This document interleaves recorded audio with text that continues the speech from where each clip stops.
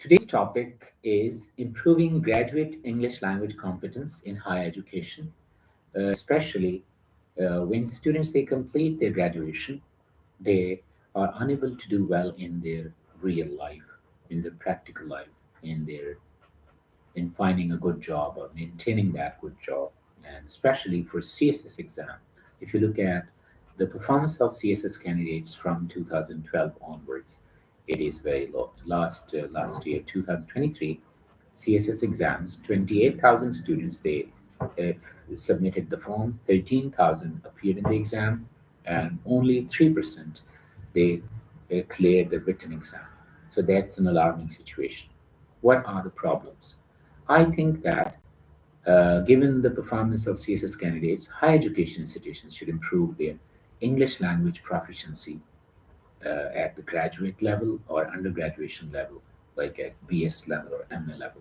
That is important because uh, concerns about uh, applicants, those people who apply for jobs, for example, for CSS exam, their language skills, they have raised certain doubts and questions when we see their performance or their results.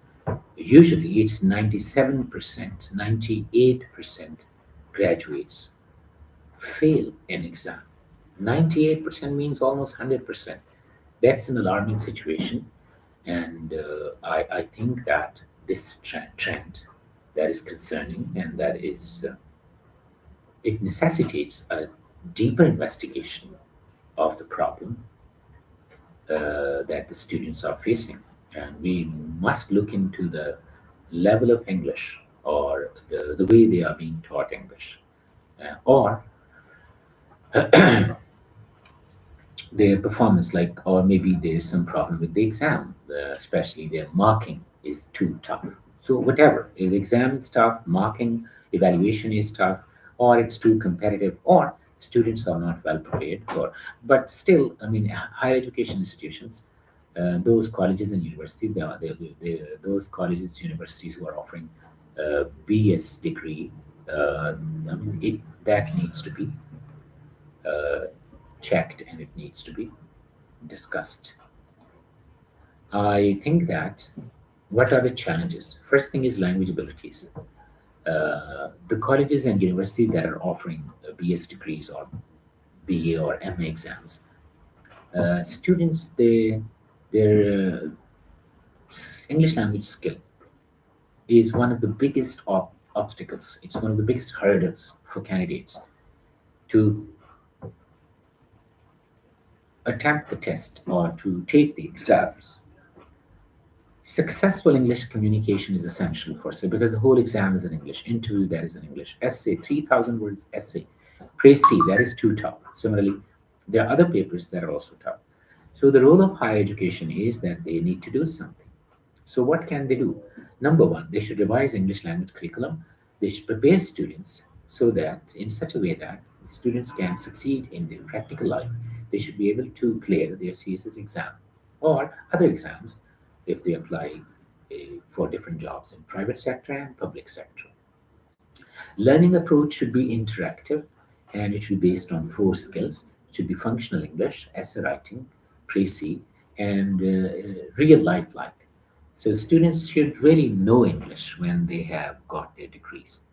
Professional development workshops should be conducted. There should be language labs, online resources. Higher Education Commission can create an online resource.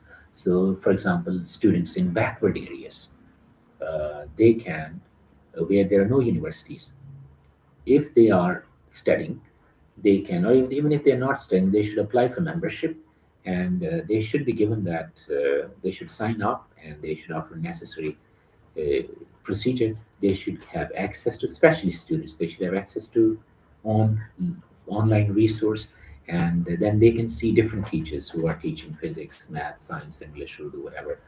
And students should have access to all the teachers and their lectures and online resources. They can have access to it and they can watch and learn from those lectures.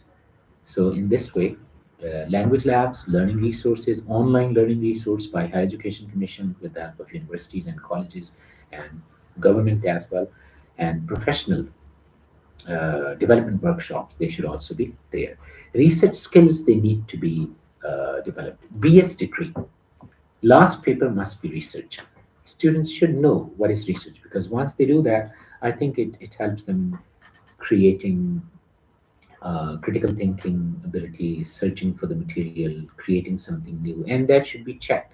There should be plagiarism check, so that students, they know that their writing their thesis or their essay or their assignment will be checked for plagiarism.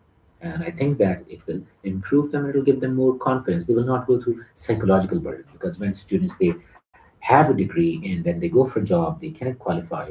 That creates a burden for them. And if they are employed, it creates problem for the employer, because graduates are not prepared.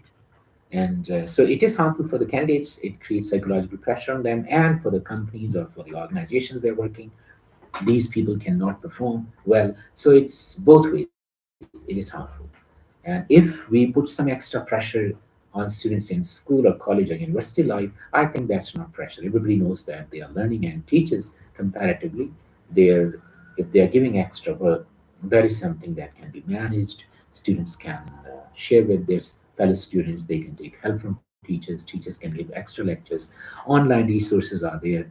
They can be given. So there are different ways that that pressure will not be harmful for them. It will be useful for the students. So this it is a serious problem that students are not doing well in CSS exams, and they are unable to get good jobs. And when they get jobs, the companies or their boss, they are not happy with their performance.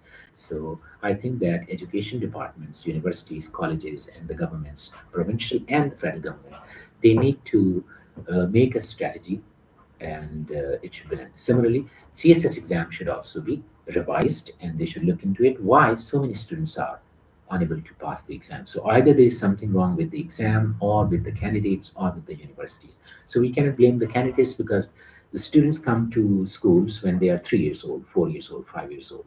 Then they spend their next 16 to 18 years in school, college, universities. So we cannot blame them. We can blame the government, we can blame the higher education, we can blame the education institutions. And so there is something wrong. And one thing they would like to, teachers should be included both from private sector and public sector. Teachers should be included in policy making, and it should be both public and private sector. That should be a collaboration between the two. And I think that this issue needs to be investigated. And the last and final point is, why do you conduct this exam in English? Only those people who want to join foreign service or they want to go abroad. For them, they can take extra IELTS test or TOEFL test or PTE test or CAE test or English language test. If somebody is working in Pakistan, why are you creating this problem for him? Why don't you conduct the exam in Urdu or in regional languages, Pashto, Punjabi, Sindhi? I mean, why are you? There are so many people who are so intelligent, but they cannot qualify exams. They can't get good job because they don't know English. So why, after all, the exam is in English? Give them the option that the student can attempt the paper in English, and he or she can attempt the paper in Urdu. And if the provinces want, they can translate that paper into. Similarly, marking of exam, that can be, I mean, it's tough to mark so many papers, so you can make 50% paper objective and 50% subjective, and this way that burden will also be reduced. However, I think something should be done. Number one, don't conduct exam in English. If you are conducting in English, then at least teach students, prepare them for future, so that they should not be left out just because of English language. They cannot get a good job, so that's unfair. So something needs to be done. Thank you very much. Have a nice day.